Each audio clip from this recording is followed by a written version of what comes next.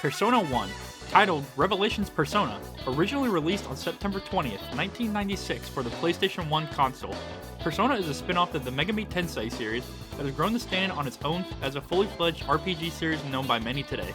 The game was later revamped for the PlayStation Portable, or PSP, handheld Sony system during the year 2009 with some striking criticism for being unfaithful to the original Japanese release.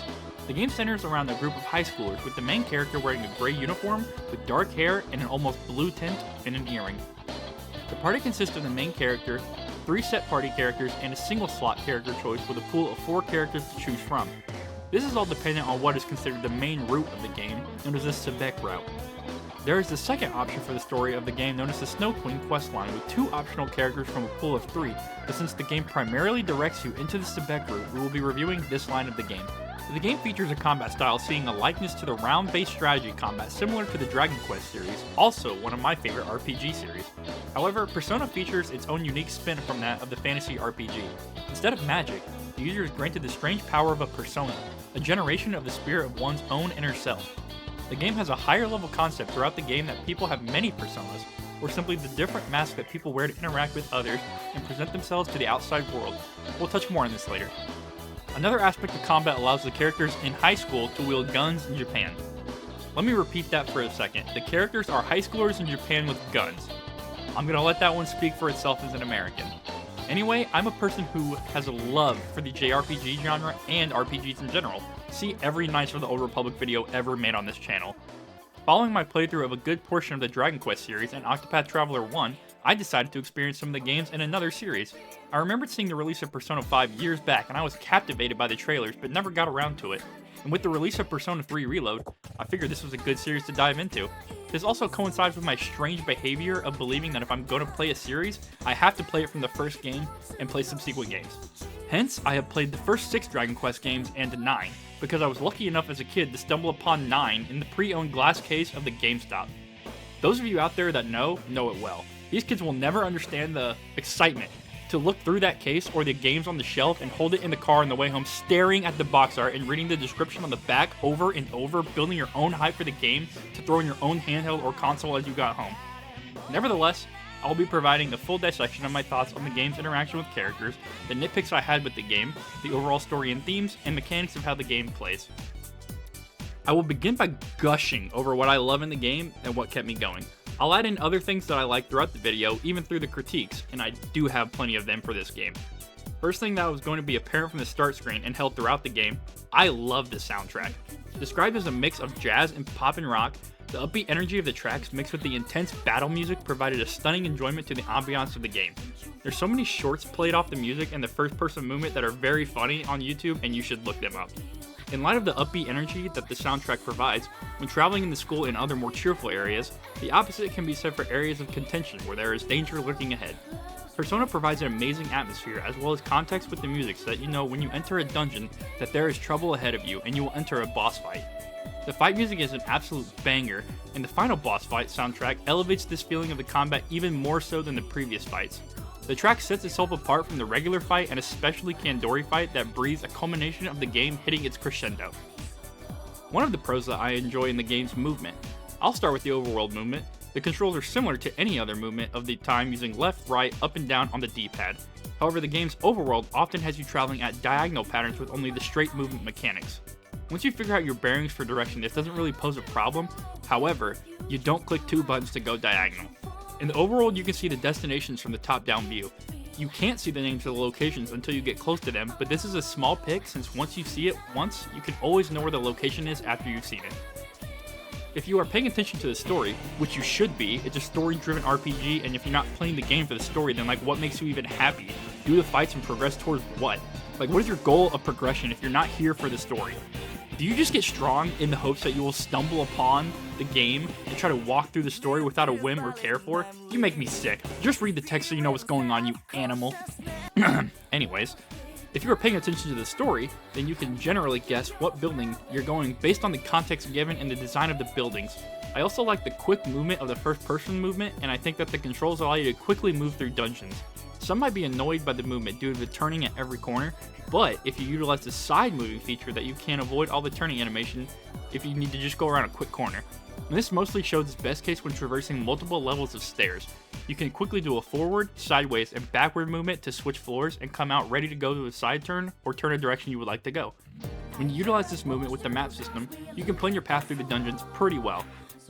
For the pros of the character personas that I played with, Maki and Mark are absolutely busted. Maki has some insane output damage and can team heal everyone in a single turn. Mark can blow up every enemy with nuclear and gravity skills. Most of his skills at the end of the game for a medium full team attack will hit for almost 300 plus damage every time. If you have Maki with healing skill on her persona and Mark with a rank 7 persona with a full set of skills, you can get through almost every fight until Kandori with a breeze without a stop. With Kandori's fight in the subsequent section of the game, the enemy units scale their attacks and health greatly, which I agree is a good thing, and the end of the game should be difficult. But there are some enemies that I hit in a fight and I just want to run away and I'm not even going to deal with them. Mostly the flying ones in the final dungeon. But overall, I am happy with the persona mechanics and the weapons. For the combat itself, I enjoyed the resistance and repel mechanics of the enemies in your own personas. This made you determine the best course of action in a fight, as well as made for a real reason to have the multitude of actions for persona abilities, weapons, and guns. Not only did you have to think about the enemy resistances, but you also had to think about your own persona, as it dictates a portion of your defense to magic skills, resistances, and repelled attacks.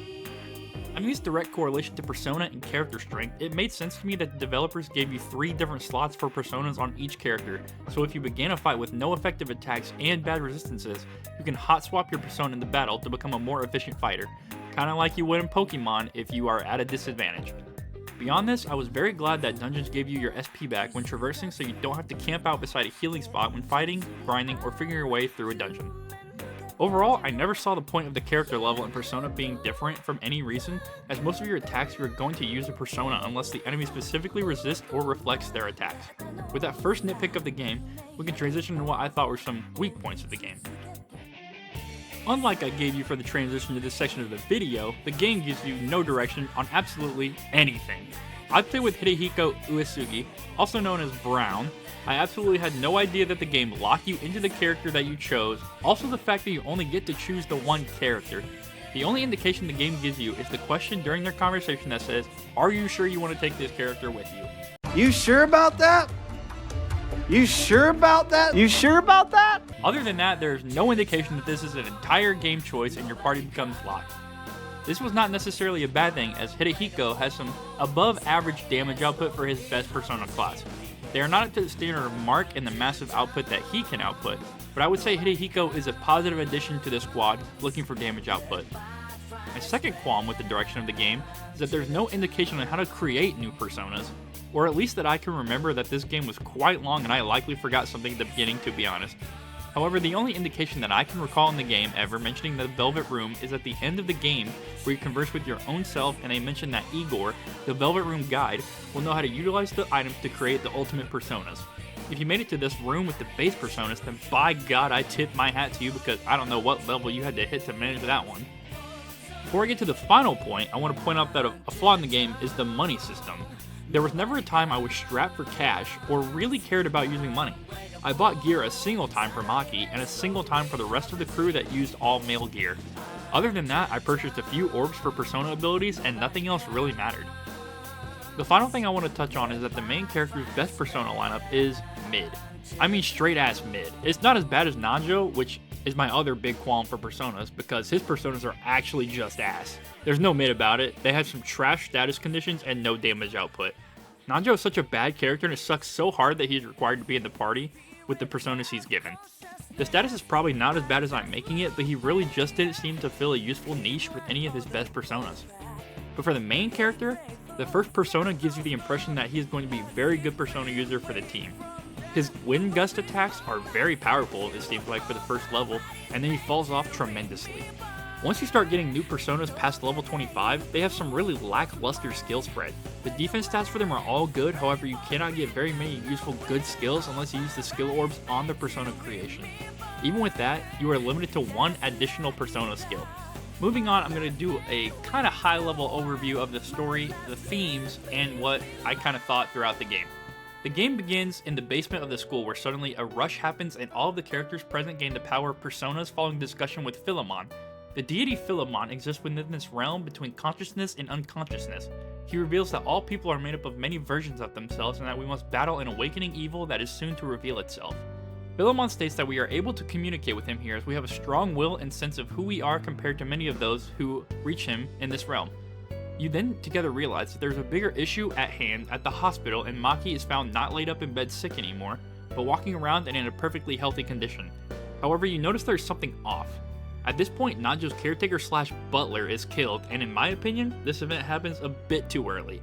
I don't think at this point there's enough attachment to the characters created for us to develop a deep care for Nanjo as a party character for a side character's butler to die, and get us, the player, to care to the point where you want revenge for it. Following all this, we take our trip into the bigger world and begin to pursue Kandori. For the opening of the game, there are some big positives with a bit of weakness. However, overall I think the game does a great job of capturing your attention and pulling you into the world. The Mind Realm with Philemon grants some mystery and theme to the story, and follows with the presentation of a little bit of confusion for the characters and danger that drags you fully into committing to the pursuit of Kandori. Throughout the story, there's a struggle against Kandori and the young girl Aki, who bears a striking resemblance to someone we know. This ultimately leads to the defeat of Kandori and the reveal of the Deva system, and that we are all subject to a world developed in the unconscious Maki's creation. This results in the Maki we are traveling with being the perfect version of herself in her own mind. Maki, Aki, and Mai are the three split versions of the real Maki Sonomura. Maki is her idealized self, Mai is the innocent and loving version of herself, and Aki holds destructive tendencies towards her friends and the world. This reveal not only holds itself as a revelation to the story, but also the wedge that drives home the theme of Persona. We all harbor versions of ourselves inside that we show, hide, and idealize in ourselves that we wish we could be or get rid of. The true test of oneself is to stay true and hold on to your will. Following this revelation, I have to say this is a highlight for me, but Nanjo just straight up tells Maki in the hospital bed to kill herself at one point. I am not even exaggerating one bit. He means well in the end of the conversation, but my god, I was not expecting that one following everything else that led up to this moment. Coming to the end of the game, we enter a dungeon that the current world Maki and I must traverse down and meet the current world version of myself here. As it seems, he sits down here grinding games so goddamn he might actually be the real me. Not only is he down here gaming, but he has been able to watch your entire journey from the start and administers your ultimate personas for the team based on different decisions you made throughout the game. Usually those that are seen as the positive or good side of things, like saving the doctor to lose Kandori in that one moment. Acts like this, where you hold your strong sense of compassion and value over human life over your personal pursuits, are what the game uses to attempt to teach these players that compassion is a strong act. Then again, this is a video game and maybe I read too much into it. We finally come to face the final boss Maki, and let's just be straight up honest with each other. This is just a penis with Maki's face on the end of it and a complete ass for a face. Cocoon my fucking ass isn't the most fucked up thing that could possibly envision to become a literal butterfly demon Maki. Anyways, there's one more thing that I want to point out here for the game that I just genuinely believe, and that is the level scaling of this game is just off. I reached the final dungeon for Pandora around level 46 or something like that, and I want to say, before you even enter this dungeon, you get the ultimate personas, and they are scaled to be used at like level 62 or 63 for the main character. There's absolutely no reason I should have to grind my ass off to get this persona at the end of the game as a reward item I get from completing the rest of the game, and also make the right choices that the game agrees with. I even spent a good chunk of time leveling about 6 levels in the black market to get the next rank of personas from all my characters before finishing that part of the game. Up to the final dungeon, I don't think I ever ran from a group of enemies more than 5 times, and even took some time to grind the northernmost dungeon to get some persona cards, so there's no lack of fighting on my end. Needless to say, due to this, I ignored the ultimate persona to beat the game. The fight was pretty difficult in the mid-40s that I initially tried it at, giving it about 2 hours of attempts with some saves coming, but after leveling to about 52, I was able to beat Pandora and convince her that everything does not need to be completely erased from this world. This fight is a lot easier using your ultimate persona, as the main character gets an attack that goes through any of her defenses, whether she's in her pink attack form or the blue defensive form. The game ends with some high spirits and ending narrative for each of the characters sparkle with Maki telling the main character that she loves him, and she ends up walking often with a boy who may be her boyfriend. However, your character's ending details that your ending is up to you, indicating that you don't have to ride with Maki like that, but hey, it is heavily implied. And that concludes the very, very high level overview of this story. I would say that the themes of self-confidence and optimism clashing with the nihilistic ending of Maki's personal struggles highlights some of the very best that this game has to offer. I fully enjoyed the story. Some of the game was predictable with Aki and Maki and Mai looking very much similar. However, this doesn't detract from the overall themes and message Atlus attempted to convey. This is a game that may not hold up in graphics or gameplay from today's standpoints of RPGs, but I believe this was very much worth the playthrough and am eager to jump further into the series. And believe me, jump into the series I will, since I bought the bundle for Persona 3, 4 Golden, and 5 Royale on Steam. Honestly, I might end up just buying Persona 3 Reload since it's updated and there is a DLC also being released along with it. Shout out to Atlus for making this game, and shout out to you for watching this video. If you enjoyed this video and you want to see more like it or follow my journey through the Persona games and the future RPGs I will play, go ahead and hit that subscribe button. I greatly appreciate any and all support, and leave a comment on another series you think I should take a look at. I'm always open for suggestions, especially in the JRPG category. If you would like to support me further, I have a donation page on pally.gg that I am using to try and make a better stream setup and recording setup for these videos for you all to enjoy. With that, remember everyone, a man is lost without the sauce, but that same man can get lost in the sauce. I hope you all have a wonderful rest of your day. Peace.